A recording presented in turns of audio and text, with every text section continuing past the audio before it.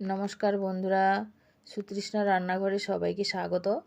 আজ আমি তোমাদের একদম নতুন একটি রেসিপি তৈরি করে দেখাবো। টক পালংয়ের টক। দেখো এই পাতাটা তোমরা চিনতে পারো কি না, কে কে জানো এই পাতাটা কমেন্ট করে জানাবে। এটাকে টক পালং বলে, শীতকালে হয়, খেতে টক টক লাগে কিন্তু অসাধারণ লাগে খেতে। এই পাতাগুলো বেছে নেব এবার।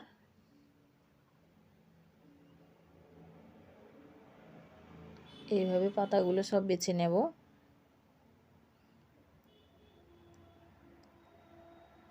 প্লিজ রেসিপিটি যদি ভালো লাগে একটি লাইক আর সাবস্ক্রাইব করে দিও। এইভাবে বেছে নেব। এই দেখো বাছা হয়ে গেছে। একটা বেগুন দিয়েছি সরু সরু করে কেটে। এটা অনেকে মাছ দিয়েও রান্না করে, মাছ দিয়েও রান্না করা যায়। যেহেতু এটা টক, চিংড়ি মাছ দিয়ে রান্না করবে, খুবই ভালো লাগবে খেতে।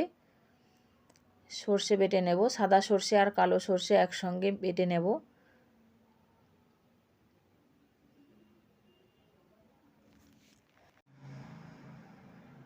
আর কিছু মশলা লাগবে না, শুধু সর্ষে বাটনা দিলে হয়ে যাবে।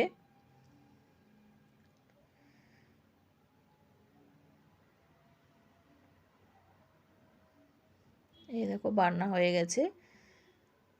তোমরা বাড়িতে এইভাবে ট্রাই করো, দেখবে খুবই ভালো লাগবে চিংড়ি মাছ দিয়ে। যেহেতু চিংড়ি মাছ নেই, বেগুন দিয়েও করা যায়, শুধু খেতে কিন্তু অসাধারণ লাগে। চলো এবার তৈরি করা যাক। প্রথমে কড়াইতে শুকনো লঙ্কা আর 5 ফোড়ন দিয়েছি।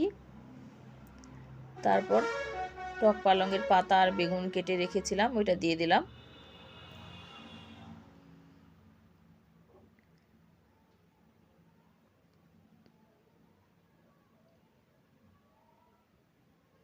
প্লিজ রেসিপিটি যদি ভালো লাগে একটি লাইক আর সাবস্ক্রাইব করে আমার পাশে থেকো। এবার নেড়ে নেব ভালো করে। এই দেখো তাড়াতাড়ি মজে যায় কীরকম। পালং শাকের মতো দেখতে, কিন্তু এটা টক।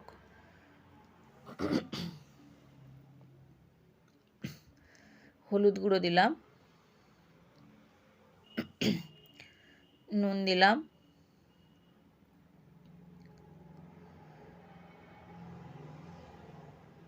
এবার ভালো করে নেড়ে ঢাকনা দিয়ে দেব।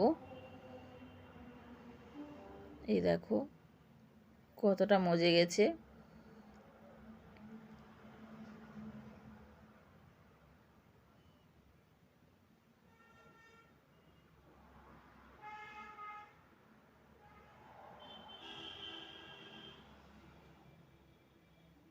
আবারও ঢাকনা দিয়ে দেব।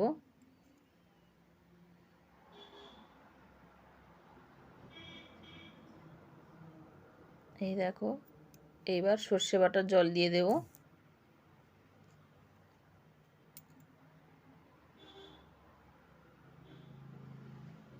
এই দেখো খোসাগুলো রেখে দিয়েছি। আস্তে আস্তে করে জল ঢালবো যাতে খোসাগুলো না চলে যায়।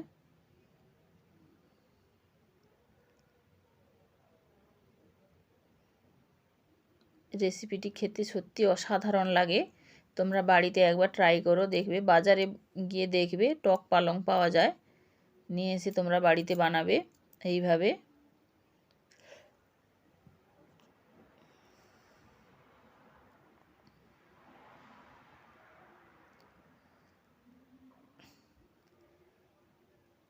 এই দেখো রেডি হয়ে গেছে আমাদের টক পালংয়ের টক।